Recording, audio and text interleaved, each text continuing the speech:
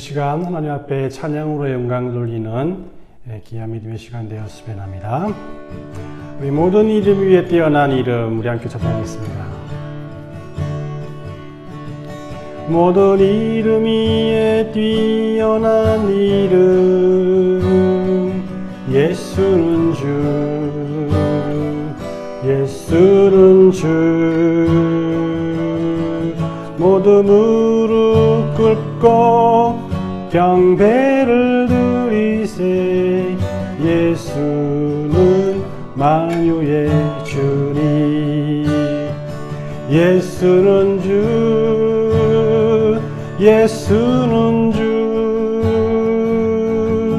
온 천하 만물을 알아 그 보좌 영광을 돌리세. 예수, 예수, 예수는 주. 다시 한번. 모든 이름 위에 뛰어난 이름, 예수는 주, 예수는 주. 모두 무릎 꿇고 경배를 드리세. 예수는 만유의 주님,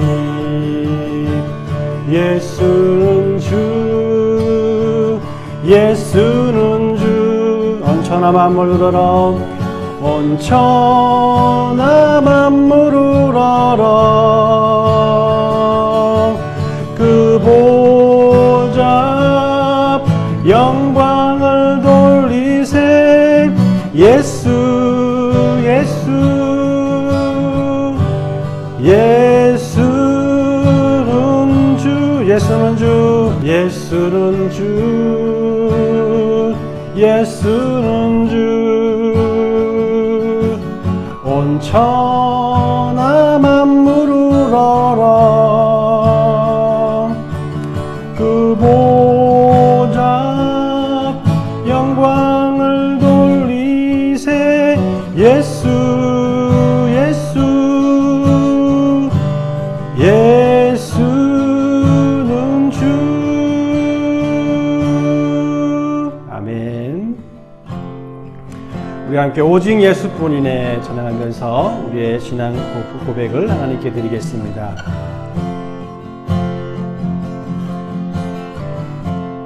은혜 아니면 살아갈 수가 없네. 호흡마저도 다 주의 것이니 세상 평안과 위로 내겐 없어도 예수, 오직 예수뿐이. 다시 한번. 은혜 아니면 살아갈 수가 없네. 은혜 아니면 살아갈 수가 없네. 호흡마저도 다 주의 것이니 세상 평안과 위로 내겐 없어도 예수, 오직 예수뿐이네. 크신 계획, 크신 계획 다 볼 수도 없고 작은 고난에 지쳐도 주께 묶인 나의 모든 삶 버티고 견디게 하시네. 은혜 아니면 살아갈 수가 없네. 나의 모든 것 다 주께 맡기니. 아멘. 참된 평안과 위로 내게 주신 주 예수, 오직 예수뿐이네. 다시 한번. 은혜 아니면, 은혜 아니면 살아갈 수가 없네. 호흡마저도 다 주의 것이니 세상 평안과 위로 내겐 없어도 예수, 오직 예수뿐이네.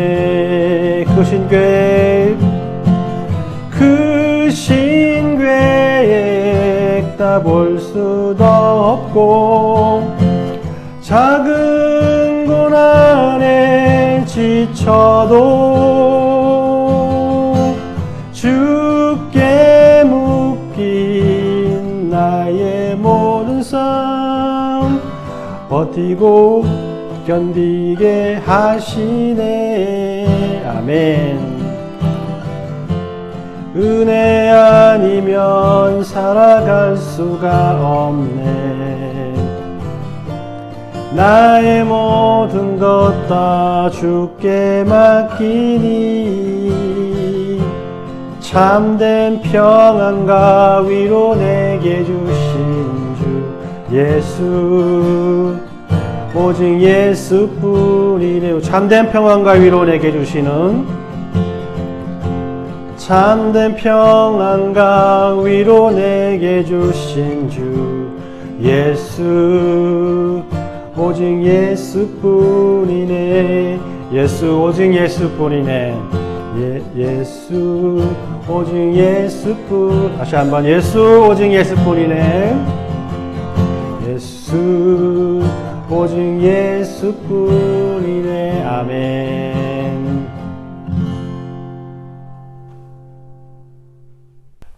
우리 사도신경으로 신앙 고백 하나님께 드리겠습니다.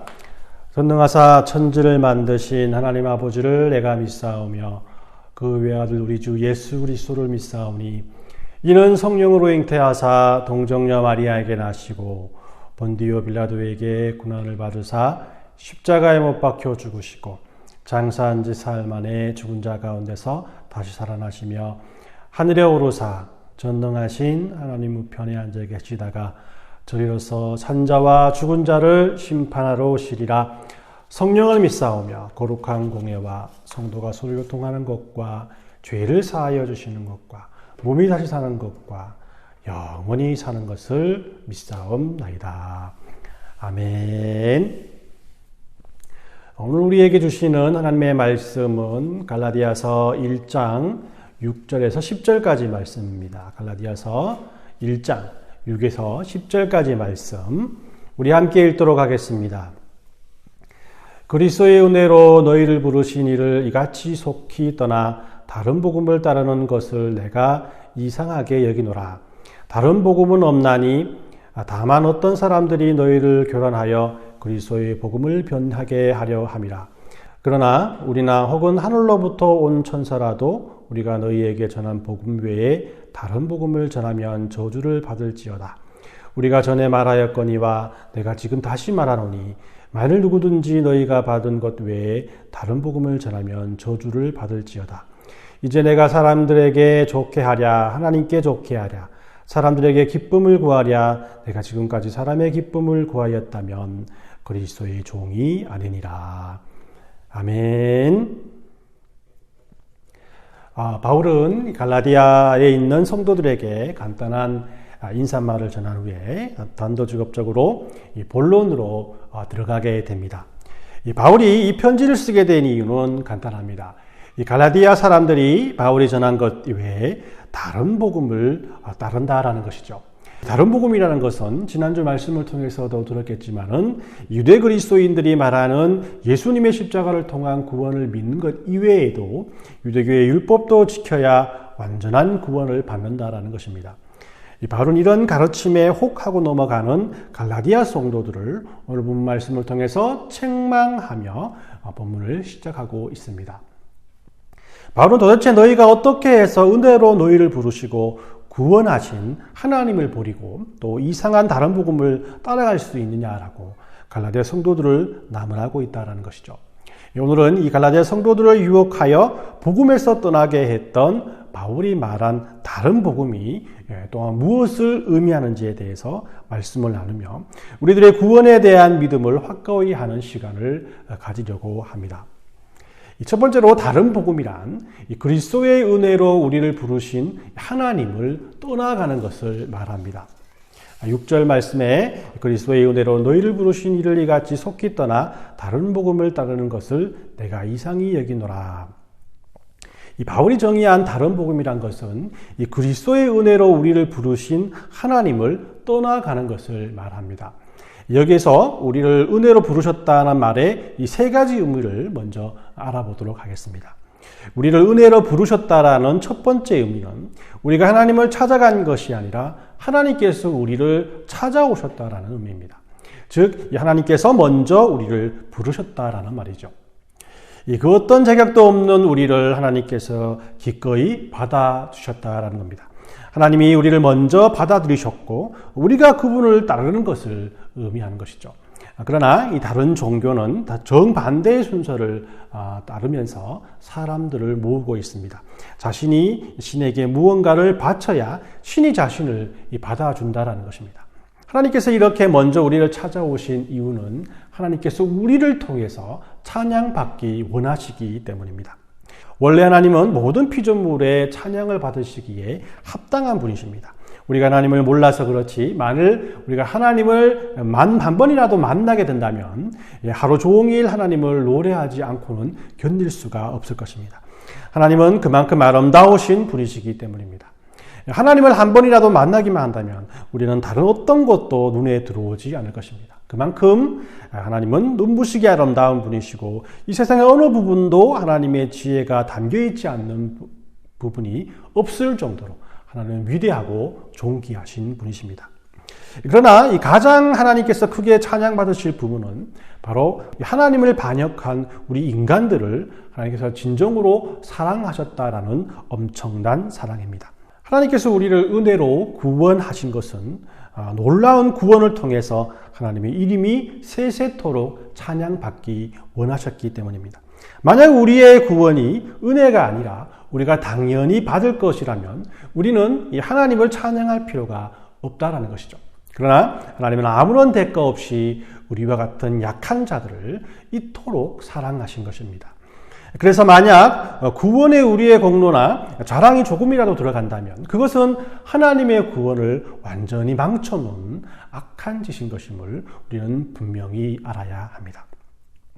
이 두 번째로 우리를 은혜로 부르셨다는 말씀은 우리 모든 인간이 다 똑같은 것임을 전제로 한다는 것입니다. 만약 사람들 사이에 본질적인 차이가 있어서 어떤 사람은 은혜로 구원을 받고 어떤 사람은 당연히 구원을 받는다면 그것은 온전한 은혜가 아닌 것이죠. 성경이 우리에게 말씀하고 있는 것이 무엇입니까? 사람은 본질적으로 아무런 차이가 없다는 것입니다. 약간의 더 의로운 자도 있고 약간의 더 악한 자도 있겠지만 하나님 앞에서 볼 때는 모든 인간은 다 똑같은 죄인이요 또 하나님의 은혜에 합당치 못한 자라는 사실입니다. 그래서 세상은 사람들을 물질의 유무와 배움의 유무와 심지어는 피부색의 유무를 통해서 차별을 두지만 그리스도인들은 모두가 하나님의 은혜로 구원을 받았기에 본질적으로 차이가 없다라는 것을 분명히 인정해야 한다는 것입니다. 세 번째로 은혜로 구원을 받았다라고 하는 것은 이제 내 마음대로 살 수 없고 나에게 은혜를 베푸신 분의 뜻을 따라 살아야 한다라는 것입니다. 만약 나에게 큰 은혜를 베푸신 분이 있는데 그분이 가장 싫어하시는 일을 내가 하고 있다면 그것은 그 은혜를 욕되게 하는 것이기 때문입니다. 죄악된 우리들을 친히 찾아오셔서 우리들 모두를 하나님의 이름 아래 동등되게 하시고 또 하나님의 자녀로 살아가게 허락하신 하나님을 믿는 것에 우리들의 노력이나 의지는 전혀 들어가 있지 않습니다.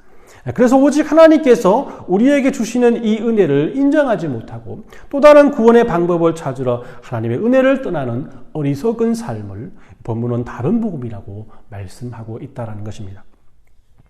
이런 모습은 마치 물에 빠진 사람에게 이 구명 튜브를 던져주었는데 튜브를 끼고 밖에서 줄을 당김에도 불구하고 이 물에서 나오다가 옆에 있던 바람 빠진 고무공이 더 안전하다고 생각해서 튜브를 벗어버리고 고무공을 잡는 경우가 같다라고 할 수 있을 것입니다.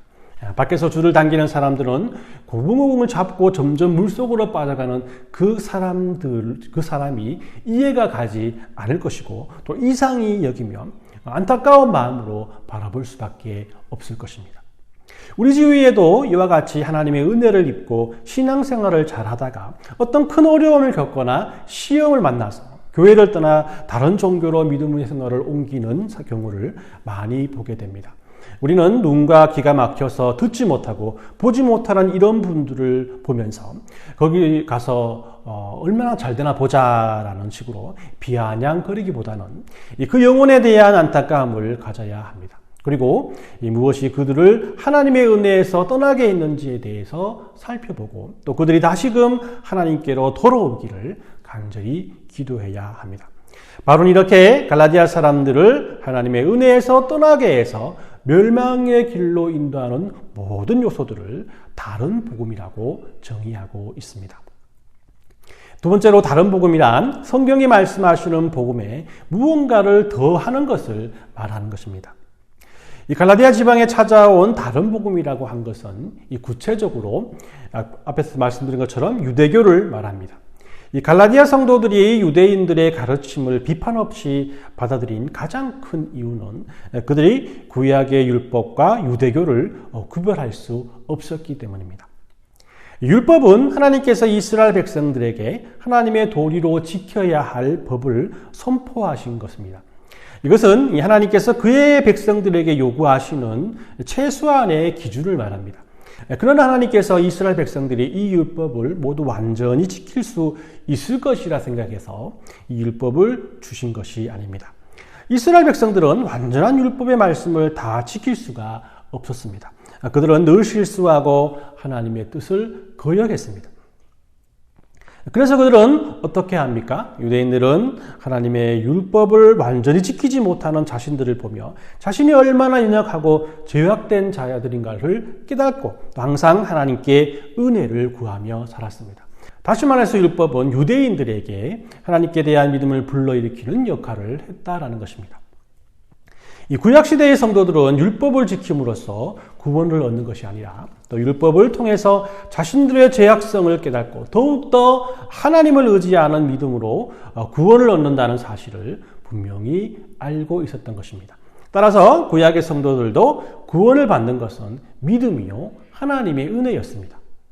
그래서 우리가 생각하는 구약시대의 성도들은 율법을 지키기 위해서 노력하고 율법에 얽매이는 삶을 살아가던 구원받지 못하는 사람들이라고 여기기 쉽지만 율법은 껍질만 계율의 형태를 띠고 있지 한 껍질만 벗기면 그 안에 복음이 들어있음을 우리는 분명히 알아야 한다는 것입니다. 그러나 유대교는 무엇입니까? 율법의 문자 조항 그 자체를 절대시하는 종교를 말합니다. 율법을 종교처럼 생각하게 돼서 유대교라는 이름을 붙이게 된 것이죠. 이는 율법을 지키는 것이 하나님께로 당당히 나올 수 있는 유일한 수단으로 여겼다라는 것입니다. 그렇다 보니 결국은 하나님보다는 율법을 얼마나 철저히 지키는가가 이 사람들의 만족과 기쁨과 행복이 되는 기준으로 다다르게 된다는 것이죠. 그러니까 율법 자체가 절대시되고 그 안에 있는 정신이나 의도와 같은 것은 전혀 인정치 않는다라는 것입니다.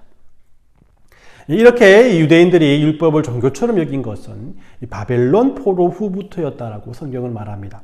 유대인들은 자기들이 바벨론에게 망한 이유가 율법의 말씀을 무시했기 때문이라고 여겼습니다. 그래서 다시 멸망하지 않으려면 무조건 율법의 말씀을 지켜야 한다라고 생각해서 율법의 참된 의미를 저버리고 그들을 향한 하나님의 마음을 무시하고 자신들 마음대로 율법 조항을 많이 만들어내어 지키게 되었다라는 것입니다. 이 대표적인 예 중 하나가 안식일이었습니다. 하나님께서 안식일을 쉬게 하신 것은 쉼을 통해서 하나님의 창조를 선포하고 하나님께서 우주 만물을 통치하듯이 우리들을 이끌어 주신 것에 감사하며 예배하기 위한 것이었습니다. 그러기에 하나님께서는 안식일을 지정하시고 모든 일을 쉬게 하셔서 오직 하나님께만 집중하기를 원하셨습니다. 그러나 유대교는 무조건 그날에 아무것도 하지 않는 것이 안식일을 잘 지키는 것이라고 생각했습니다. 그래서 성경에 나오지도 않는 이 안식일에 해서는 안 되는 것들을 수백 가지 만들어서 지금 많은 사람들에게 지킬 것을 요구했다라는 것입니다. 그런데 왜 복음을 통해 구원받은 갈라디아 성도들이 이 복음으로 만족하지 못하고 이런 유대교의 율법의 멍에를 매기로 작정했을까요? 그것은 이 눈에 보이지 않는 복음의 특성 때문입니다. 앞에서도 말씀드렸지만 갈라디아 성도들이 복음을 들었을 때에 이것은 당시 그 어떤 종교보다도 특별한 것이었습니다. 당시 모든 종교는 사람이 신을 경배하기 위해서 기묘한 지불을 바치든지 어떤 특정한 일을 완수해야 했습니다. 그러나 복음은 하나님께로 나아갈 때 어떠한 제물도 어떠한 행위도 하나님께서 원하지 않는다고 말씀하십니다. 하나님께로 나가기 위해 독생자 예수님께서 희생제물이 되어주셨고 모든 무거운 짐들을 대신 지셨기 때문에 이런 은혜를 베푸신 예수님을 믿는 믿음만 있으면 된다고 우리들에게 가르쳤다는 것입니다. 눈에 보이게 어떤 것을 열심히 노력해서 하나님과 사람에게 인정을 받으라고 복음은 우리에게 요구하지 않는 것입니다. 이런 복음의 탁월함에 갈라디아 성도들은 예수님을 믿게 되었다는 것이죠. 그러나 막상 믿고 나니까 무엇인가 구체적으로 자랑할 수 있는 것이 있어야 하는데 눈에 보이는 것이 아무것도 없다라는 것입니다.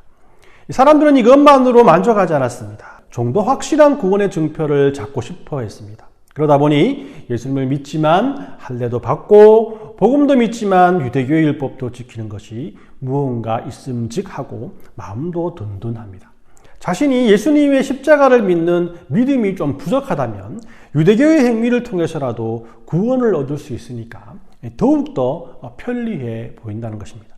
그래서 사람들은 이 복음을 믿는 것보다 이 복음을 믿는 것에 율법을 지키는 것을 더하여 구원을 얻는다라는 유대교 기독교인들의 설득에 넘어가게 되었다라는 겁니다. 그러면 왜 갈라디아 성도들은 다른 복음을 이토록 쉽게 받아들였을까요? 그것은 이 복음이 공짜이기 때문입니다. 만약 사람이 복음을 위해서 피라도 한 방울 흘리고 돈이라도 좀 손해봤으면 이토록 쉽게 버릴 수가 없었다라는 것입니다. 사람은 아무리 소중한 것이라도 대가 없이 주면 그 가치를 잘 깨닫지 못하는 존재입니다. 다이아몬드가 그렇게 보석 중에 보석이 된 이유는 다른 이유가 아니라 단지 다른 어떤 보석보다도 비싸기 때문입니다. 오늘날 사람들이 복음을 가볍게 생각하는 이유는 그것이 우리에게 거저 주어졌기 때문입니다. 그러나 하나님께서 우리에게 구원을 주신 것은 거저 주신 것이 아닙니다. 하나님의 입장에서는 엄청난 희생을 치루었다라는 것이죠. 이 부모님은 우리들을 위해서 엄청난 희생을 치르신 분들입니다. 그러나 부모님이 자식들에게 베풀기만 하고 그들에게 요구하지 않으니까 자식들은 아예 부모는 모든 우선순위의 최하위에 두는 경우가 많습니다. 이처럼 다른 복음은 신령과 진정으로 마음을 다해 섬기길 원하시는 하나님께 진실된 마음보다는 많은 액수의 헌금이나 다양한 봉사나 형식적인 예배나 더 간절함이 없는 기도를 통해서라도 일단 하나님께 많이 나가고 또 잘 보이는 것이라고 말합니다. 이렇게 다른 복음은 성경에 말하는 복음에 우리들이 보기에 좋은 그 무언가를 더하는 것을 말합니다.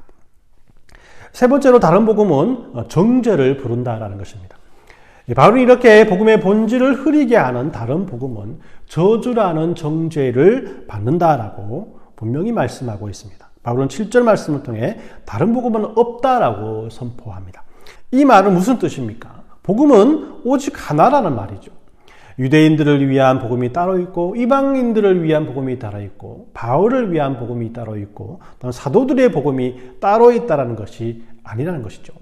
그리고 8절과 9절을 통해서 오직 하나인 복음을 잘못 전하면 그것이 또한 저주의 대상이 될 수 있음을 다시 한번 강조합니다. 8절 9절 말씀에 그러나 우리나 혹은 하늘로부터 온 천사라도 우리가 너희에게 전한 복음 외에 다른 복음을 전하면 저주를 받을지어다. 우리가 전에 말하였거니와 내가 지금 다시 말하노니 만일 누구든지 너희가 받은 것 외에 다른 복음을 전하면 저주를 받을지어다.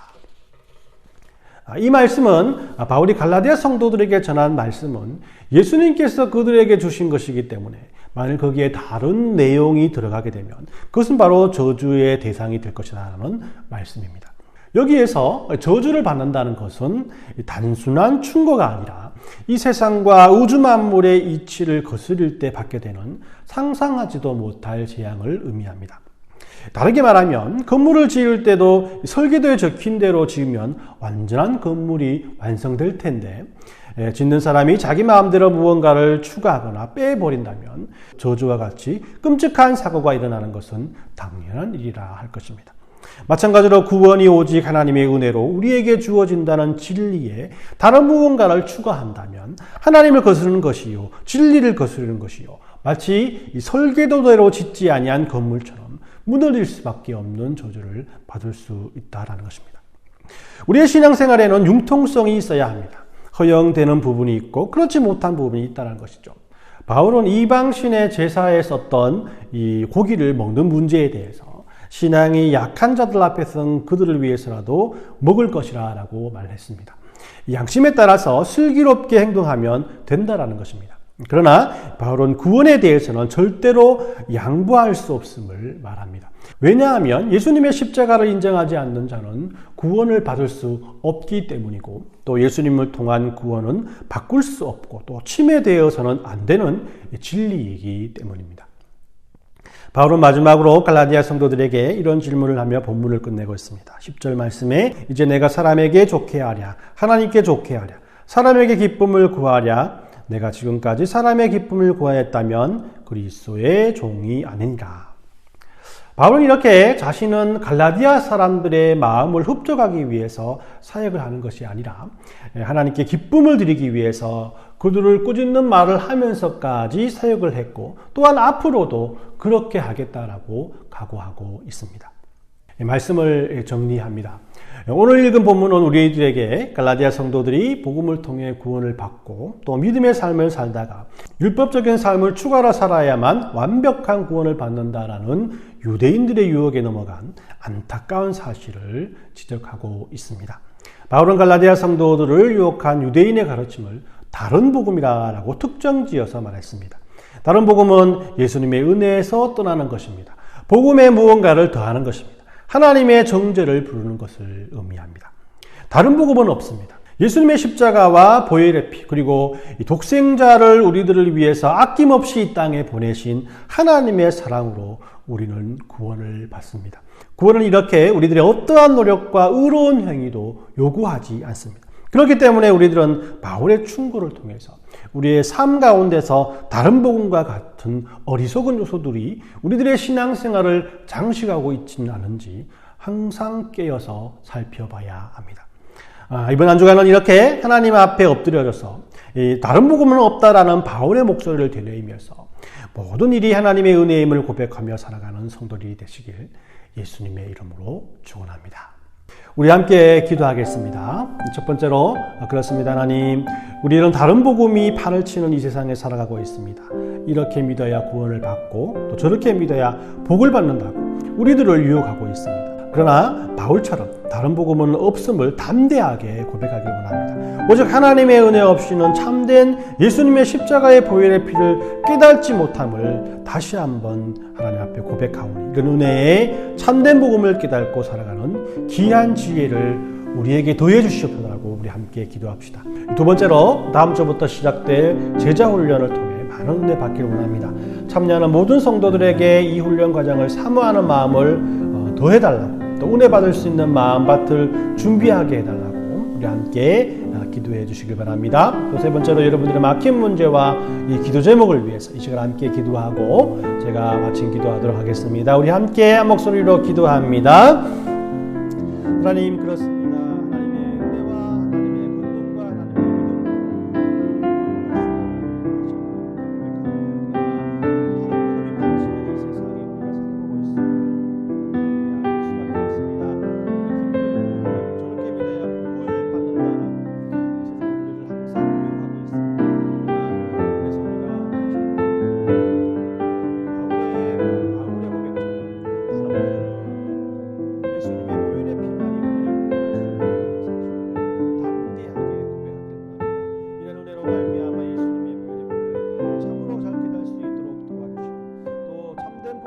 통해서 믿음으로 말미암아 이 세상을 살아가는 귀한 지혜를 더해 주시면서 다음 주부터 시작될 제자 훈련을 통해서 많은 은혜 받기를 원합니다. 참여하는 모든 성도들에게 이 과정을 사모할 수 있는 마음을 주시면서 우리 사모하는 마음으로 이 과정을 통해서 더욱더 큰 하나님의 은혜를 하나님의 귀한 사랑을 체험할 수 있는 시간들에 주님 더해 주시면서 또 우리의 막힌 문제와 결국을 위해서 함께 기도합니다. 하나님 앞에 목놓아 기도하는 것을 해결할 수 없는 우리와 또 우리의 모든 걱정으로 말미암아 문제를 해결할 수 없는 앞에 기도하는 것이 아니겠습니까? 하나님 아버지, 우리도 통해서 하나님 앞에 하나님의 은혜를 통해서 믿음으로 말미암아 약한 막힌 문제들이 해결함을 기도 제목에 응답받을 수 있는 은혜의 시간이 될 수